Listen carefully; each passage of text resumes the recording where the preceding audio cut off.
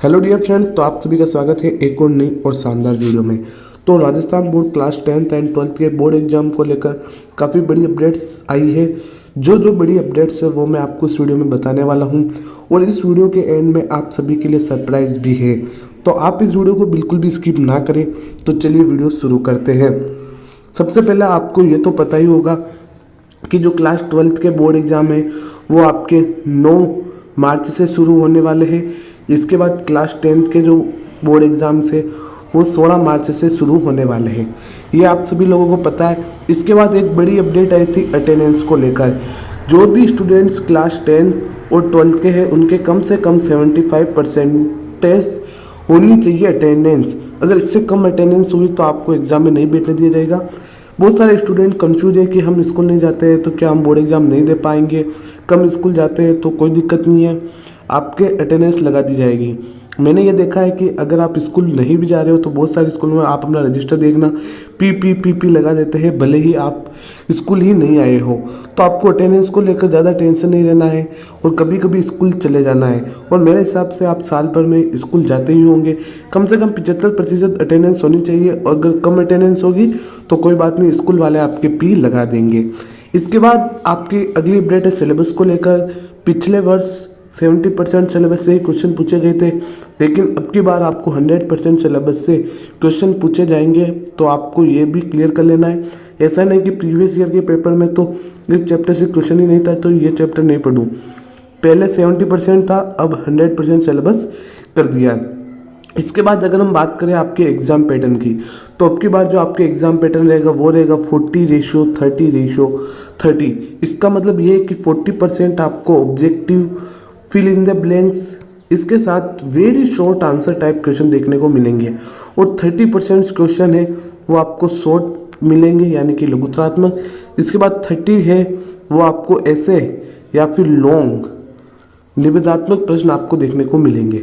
तो मैं आपको एक नहीं 1000 बार बता चुका हूँ कि आपको छोटे क्वेश्चंस पर सबसे ज़्यादा फोकस करना है। इस बार भी छोटे क्वेश्चन से ही ज़्यादा क्वेश्चंस आएंगे।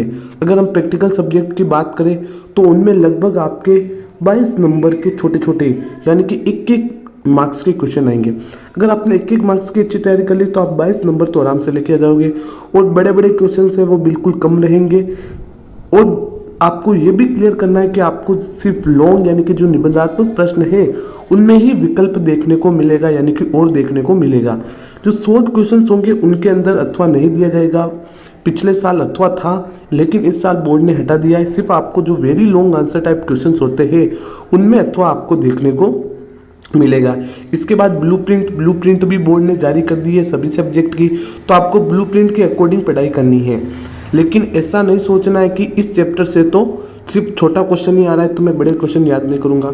तो वो बड़े क्वेश्चन से ही छोटे क्वेश्चंस बना सकता है। अगर हम बात करें केमिस्ट्री की, तो केमिस्ट्री में क्या है, सारे छोटे क्वेश्चन ही हैं। तो ऐसा नहीं सोचना है कि मैं इस पार्ट को नहीं करूँगा, ऐसा नहीं करूँगा। आपको बस ब्लूप्रिंट को दिमाग में रखना है कि इस तरह से क्वेश्चंस आएंगे, इस चैप्टर से इस तरह का क्वेश्चन आएगा। और बहुत सारे कमेंट्स ये भी आ रहे थे कि सर क्या ब्लूप्रिंट के अकॉर्डिंग ही पेपर आता है क्या? तो हाँ, आता है, लेकिन पूरा पेपर नहीं आता है, थोड़ा ऊपर नीचे कर देते हैं। तो आपको ब्लूप्रिंट को ध्यान में रखते हुए अपने बोर्ड एग्जाम की तैयारी करनी है कि कौन से चैप्टर से किस तरह से क्वेश्चंस आ रहे हैं। और आपको ब्लूप्रिंट में सिर्फ बड़े क्वेश्चंस को देखना है कि कौन से चैप्टर से बड़े क्वेश्चंस आ रहे हैं। फिजिक्स में जैसे डेरिवेशन है तो वो आपको देख लेने हैं ब्लूप्रिंट के अकॉर्डिंग। इसके बाद अगर हम बात करें कि आपको क्या पढ़ाई करनी है, अब आपके पास सिर्फ और सिर्फ 1 महीना बचा है। 1 महीने के अंदर आपको 5 सब्जेक्ट कवर करनी है।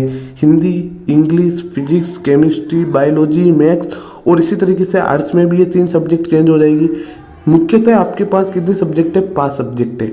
और हर सब्जेक्ट को आप कम से कम 6 दिन दोगे तब जाके आपका कंप्लीट हो पाएगा। और एक बात और क्लियर कर ले कि अब आपके पास समय कम बचा है तो आपको पूरे लेसन्स याद करने की ज़रूरत नहीं है। आपको सिर्फ और सिर्फ इम्पोर्टेंट क्वेश्चंस विथ PYQ, एक बार सिर्फ इंपॉर्टेंट क्वेश्चंस याद कर लीजिए। इसके बाद आप बोर्ड एग्जाम के PYQ उठाइए और सारे के सारे PYQ को एक बार में लगा दीजिए। गारंटी से कह सकता हूँ कि अगर आपने इंपॉर्टेंट क्वेश्चंस विथ PYQ कर लिए तो आपके बोर्ड एग्जाम में क्वेश्चंस कहीं से भी अलग नहीं उठेगा। आपको सिर्फ इम्पोर्टेंट क्वेश्चन पर फोकस करना है। इसके बाद इम्पोर्टेंट क्वेश्चन होने के बाद आपको PYQ यानी कि प्रीवियस ईयर के क्वेश्चन पेपर लगा देने हैं कि बोर्ड में किस तरह के क्वेश्चन से वो पूछे जाते हैं। और एक बात हमेशा याद रखना है कि बोर्ड में रिपीटेड क्वेश्चन आते हैं, क्वेश्चन रिपीट होते हैं, ये आप बिल्कुल क्लियर कर लें। और बहुत सारे कमेंट्स आ रहे थे कि सर जो ऑर्गेनिक केमिस्ट्री है उसके लिए कुछ कीजिए, इतनी सारी रिएक्शंस है। तो ऑर्गेनिक के अंदर क्या करना है, आपको सिर्फ और सिर्फ, मेरी बात ध्यान से सुनना, सिर्फ और सिर्फ आपको नामकरण अभिक्रिया पढ़नी है। नामकरण अभिक्रिया जैसे कि वुड्स अभिक्रिया है, वोल्फ-फिश्नर अभिक्रिया है, क्लीमेंसन अपचयन है, जो नाम से है वो आप कंठस्थ कर लीजिए। गारंटी से कह सकता हूँ कि उससे क्वेश्चन आ जाएगा। और ऑर्गेनिक का ज़्यादा लोड मत लीजिए। आप सोचते हो ऑर्गेनिक में सिर्फ रिएक्शन है, नहीं, रिएक्शन है सिर्फ 7 से 8 मार्क्स मान के चलो कि 7 से 8 मार्क्स की ही आपकी रिएक्शन आएगी। वरना ऑर्गेनिक में दूसरे तरीके के क्वेश्चंस भी बनते हैं कि ये प्रबल अम्ल क्यों होता है, ये प्रबल क्षार क्यों होता है, उनको क्रियाशीलता के बढ़ते क्रम में व्यवस्थित कीजिए, अम्लीय क्रम में व्यवस्थित कीजिए। तो इस तरह के क्वेश्चंस भी आपको एग्जाम में देखने को मिलेंगे। आप क्या करते हो, ऑर्गेनिक में सिर्फ रिएक्शन रिएक्शन रिएक्शन रटते रहते हो, तो रिएक्शन सिर्फ 7 से 8 मार्क्स की आएगी। अगर आपने दूसरा भी कवर कर लिया ना तो भी आपके 50 मार्क्स आसानी से बन जाएंगे। तो आपको ऑर्गेनिक में क्या करना है पता चल गया।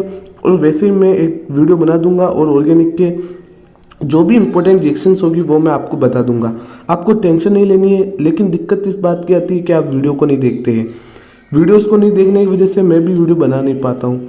अगर आप वीडियो को देखेंगे, अच्छे अच्छे कमेंट्स करेंगे, शेयर करेंगे, तो मैं ज़रूर आपके लिए वीडियो लेकर आऊँगा। सारे इंपॉर्टेंट क्वेश्चंस PYQ मैंने आपको बहुत सारे अवेलेबल कराई दिए हैं। मेरी इच्छा होती है लेकिन आप वीडियो नहीं देखते हो, तो फिर मैं क्या करता हूँ कि वीडियो बनाना पॉसिबल नहीं हो पाता है मेरे लिए। आप वीडियोज़ को रेगुलर देखिए, अच्छे कमेंट कीजिए, मैं ज़रूर आपके लिए वीडियो लेकर आऊँगा। और आप मुझे इंस्टाग्राम पर ज़रूर फॉलो कर लें। हमारे इंस्टाग्राम पर भी अब ID बना दी है हमने, हमारा अकाउंट क्रिएट कर दिया है इंस्टाग्राम पे। इंस्टा पे आप सर्च कीजिएगा study.चिराग, ये हमारी इंस्टा ID है। इस चैनल के नाम से आप सर्च करके हमें ज़रूर फॉलो कर दें। वहाँ पर आपको मैं इम्पोर्टेंट्स नोट्स प्रोवाइड करा दूंगा पोस्ट के तौर पर, कभी कभी स्टोरी में भी डाल दूंगा। और इस चैनल की कम्युनिटी पर भी आपको पॉलीमर चैप्टर यानी कि जो बहुलक चैप्टर था इसके मैंने बहुत बढ़िया तरीके से नोट्स अवेलेबल कराए। 3 पेज के अंदर पूरे चैप्टर को सिमटा दिया है और इससे बाहर क्वेश्चन नहीं आएगा। इस तरह से मैं क्वेश्चंस आपको देता रहूँगा। और आपके क्वेश्चंस आ रहे थे कि सर क्वेश्चन बैंक, तो क्वेश्चन बैंक है वो भी आपको हमारे टेलीग्राम चैनल पर मिल जाएंगे। मैं सभी सब्जेक्ट की क्वेश्चन बैंक आपके सेंड कर दूंगा, शेखावटी मिशन 100 वाले और प्रेरणा क्वेश्चन बैंक, दोनों क्वेश्चन बैंक आपको मैं टेलीग्राम चैनल पर मिल जाएंगे। तो आप हमें टेलीग्राम चैनल पर भी जरूर फॉलो कर लें। तो बहुत सारी चीज़ों के बारे में हमने बात कर ली है।